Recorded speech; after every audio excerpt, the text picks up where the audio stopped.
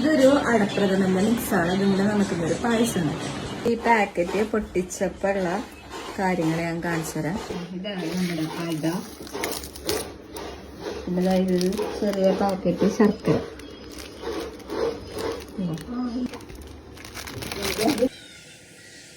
ഇപ്പൊ ഒരു തേങ്ങയാണ് ഇതിലെടുത്തത്. അപ്പൊ ഇത് നമുക്ക് പാല് വേണ്ടി അട അടുപ്പത്ത് വെച്ചിട്ടുണ്ട് വേകാനായിട്ട്. കുറച്ച് രണ്ടാം പാൽ ഒഴിച്ചു കൊടുക്കാം. ഇതിൽ ഈ കിടക്കണ ഏലക്കായന്റെ പൊടിയാണ്. കുറച്ച് നെയ്യിട്ട് കൊടുക്കാം. ഇത് നമ്മൾ ഗുരുവായൂരിന്ന് വാങ്ങിച്ച നെയ്യാണ്. കുറച്ചിട്ട് കൊടുക്കാം. ശർക്കര ഒരിക്കലും ഒഴിച്ചു കൊടുക്കാം.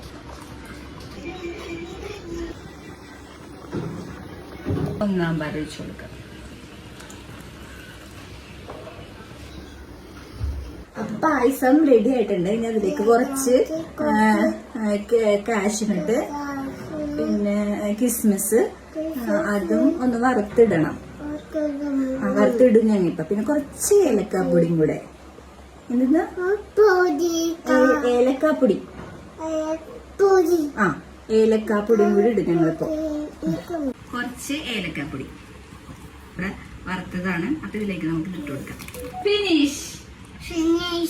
പായസം റെഡി.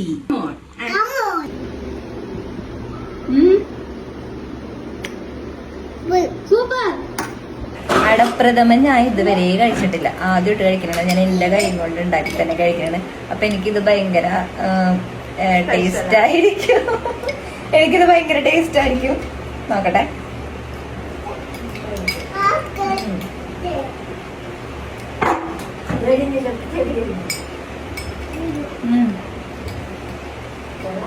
സൂപ്പറാണ് കേട്ടോ. പായസമൊക്കെ സൂപ്പറാണ്. അപ്പൊ ഞങ്ങളിത് ഫുള്ള് തീർക്കട്ടെ കേട്ടോ.